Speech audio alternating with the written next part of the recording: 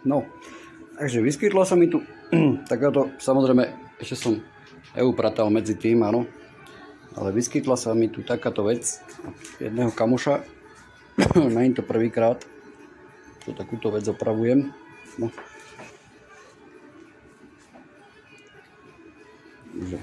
Je to takzvaná, jak tomu hovorí, žirafa, tomu hovorí kóza. Chýba tu taká vec, áno, tu som si nebral, tu nepotrebujem. Väčšinu to mechanici to poznajú. Používa sa to jednoduchým systémom, že šlapem. Tento piestik sa mi vysúva hore a pridrží mi. Ja neviem, čo potrebujem, áno. Pointa je v tom, že takto to zatáhnem. Teraz by som mal šlapať a malo by to vlastne sa vysúvať, áno. Robí to čo? Robí to prd. Robí to prd. Keď to takto povolím, tak by sa to malo pustiť dole. No. Není to drahá vec. S tým, že mi to donesol kamarát. Respektíve ja som si bol preto. Nejaký Milan, možno ho poznáte. Som mu slúbil, že mu to spravím, tak sa idem do toho pustiť. Predpokladám, že celá porucha bude tu, v tomto ventile. Je prepúšťa, lebo sám sa priznal, že ho pretlačil. Že tam sú nejaké tesné na okružky. Ako sa troška vyznáte do hydrauliky. Možno vám je to známe. Ano, ja by som sa ako mal vyznať, lebo nejaký takýto certifikát som dostal. Je to smiešné, áno. Ale mám akože certifikát, ktorý prd znamená, keď máš hlavu dzeravú. No, takže tak. Čím by sme asi začali? Viem, že by som mal začať upratovanie dílne, ale to sa ešte nestalo. Lebo toto už tu mám nejakých pár dní. Takže tu nám bude takzvaný červík. Hovorme. Červík. Ten nám to celé drží pokope. A tam zrejme bude chyba. Zrejme bude chyba dať troška oleja, nakoľko je to tu osliznuté dole na tom piestiku. Áno. Vidíme, že je to celé špinavé, či je to pooblívané od oleja, alebo je to... Ale predpokladám, že ten piestik tekol, lebo väčšinu sa stane, že teče. Zatiaľ asi toľko k tému. Skúsim to rozebrať. Potom vám ukážem, že asi približne sa stala chyba. No takže máme to rozebraté. Princíp je úplne primitívny, jednoduchý.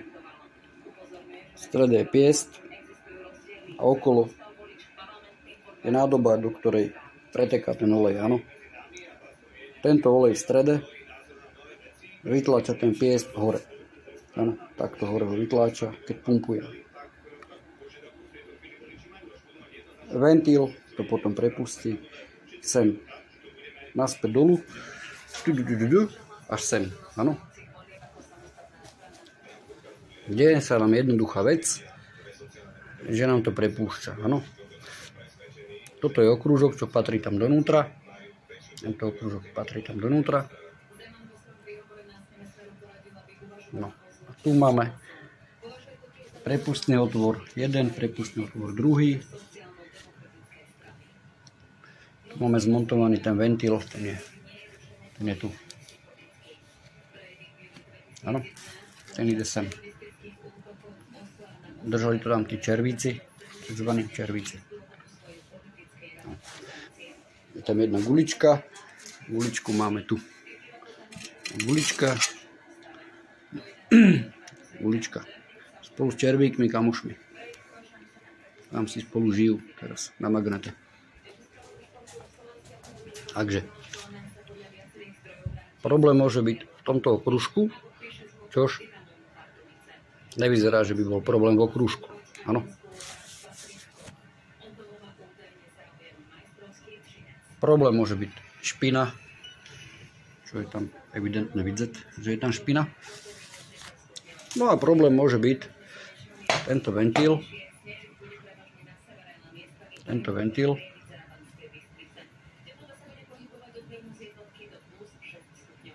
ten pritláča tú guličku. Gulička dosadá sem.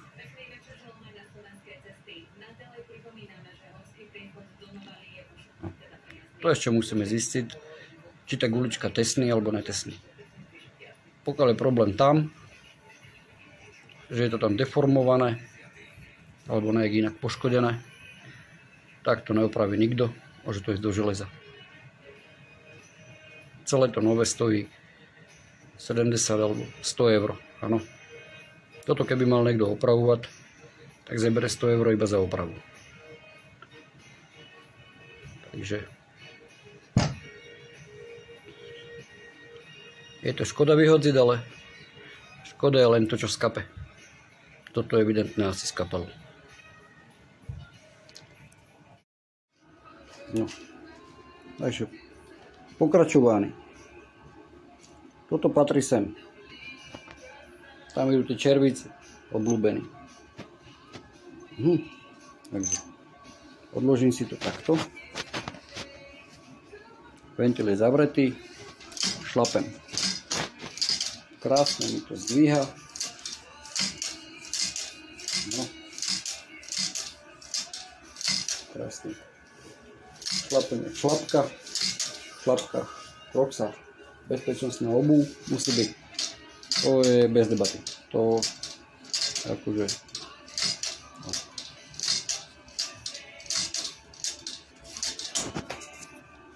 Povolím ventil. Ide nám to krásne dole. Áno. No, nie tam teraz váha, takže zatlačím to z ruku. Tak. Zavriem ventil. Všetko sa tvári OK. Znovu pumpujem. Už nepadá, krásne drží. Troška, že je to špinavé. Špina pol života. Takže to je nič. Tak to má byť. No. Jakmile tam dám túto vec. Áno. Tak nám to nedrží. Takže problém bude D. Logická hádanka.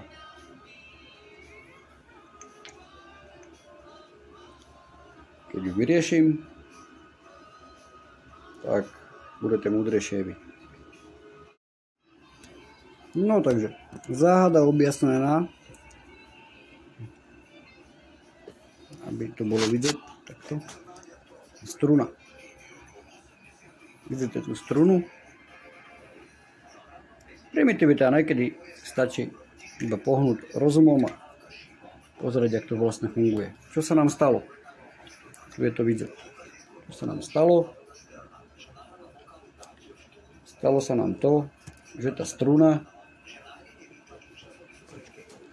nejaké ukazovatko by to chcelo, dajme tomu šrobovačik, že tá struna sa nám tu privrela. Čiže to neviem ďalej zatáhnuť, lebo my tam zavadzame nejaká primitívna struna. Áno, teraz to ešte nejako zatáhnem, ale keď je tam bazmek, takzvaná krytka, táto krytka, už to neviem to toľko zatáhnem, si ju odložím. Áno. Takže aj kedy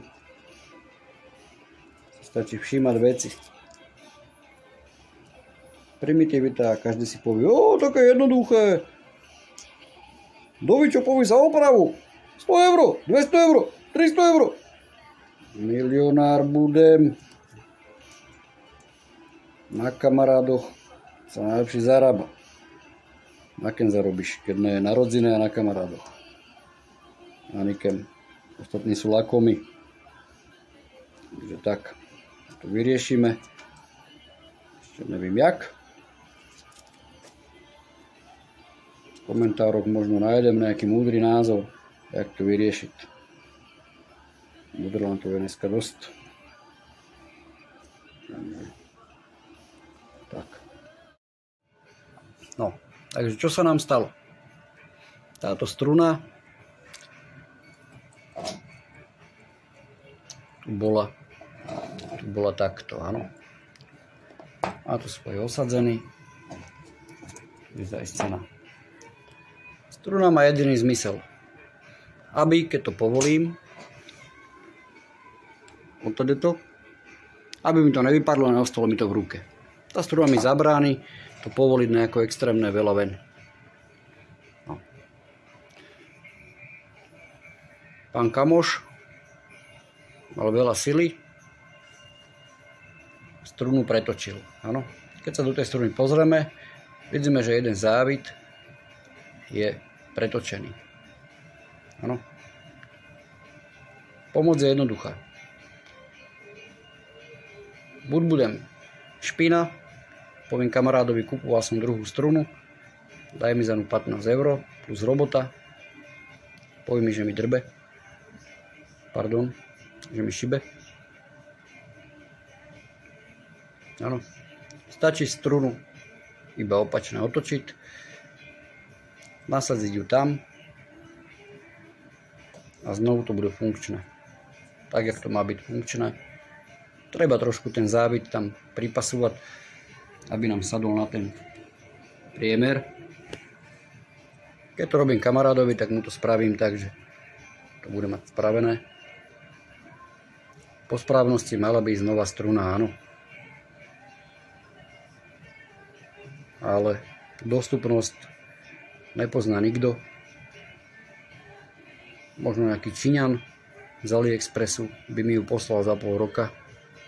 Takú istú, áno. Takže je jednoduchá. Pomoc. Otočím ju opačne. Tu mi už nebude zavádzať žiadny skrivený závit. Celé to bude funkčné. Samozrejme, pokiaľ sa nestane to isté, čo sa stalo predtým. Hej. Potom už ešte je jedna možnosť. Nahárať strunu s plamenom, napraviť ju, ale tam je riziko, že struna praskne. Hovorím, celé to stojí pár euro. Čo je dneska pár euro? 70-100 €, nech stojí celá tá žirafa, áno. Ale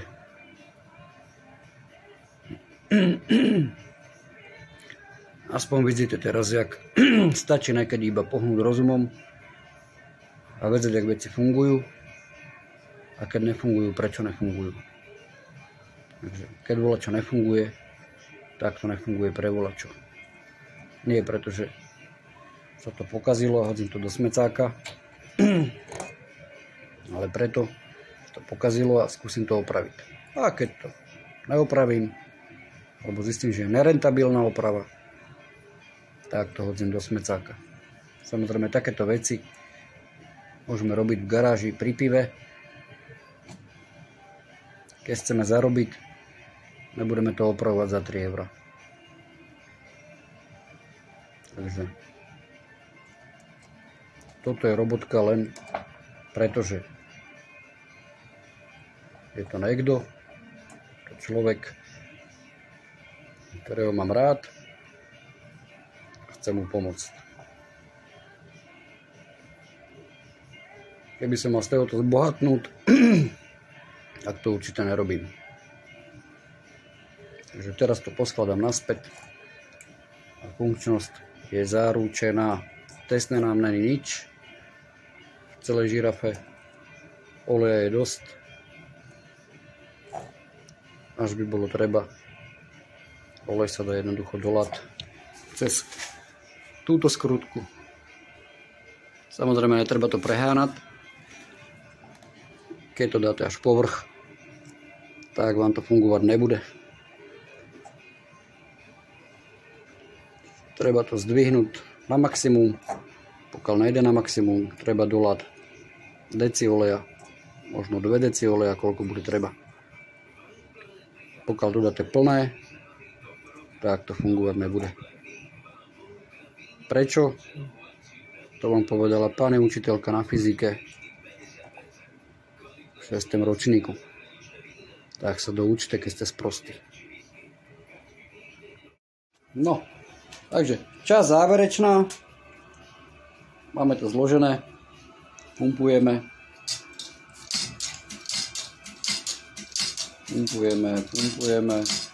Tak, fitness všetkých servisákov.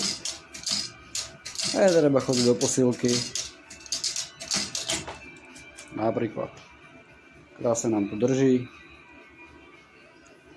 Áno. Povolím. A ide nám to dole. Čo nám robí tá struna stroskotaná, čo bol celý problém, že keď to povolím a pustím, tak sa mi to kolečko vráci. Áno. Teraz to zatáhnem a môžem pumpovať znova. Povolím. Padne mi to. Áno. Na čo je tam tá struna? Na to, aby som to nepovolil úplne. Keď je niekto moc silný a moc to povolí, tak prekrúci závid na tej strune, čo teda neviem, prečo by to niekto robil, ale evidentne sa to stalo. A potom sa dejú veci záhadné, tak sa aj diali. Takže znovu zatáhnem a pumpujem úplne s kľudom. Povolím. Hotovo. Primitivita. Je jednoduchý systém, primitívny. To vymysleli asi pred 200 rokmi. Čína nám to teraz predáva za veľké peniaze. Ohňostroje zakázali, takže Číňanci už nezarobá na nás, tak nám predávajú takéto šunty. Takže tak.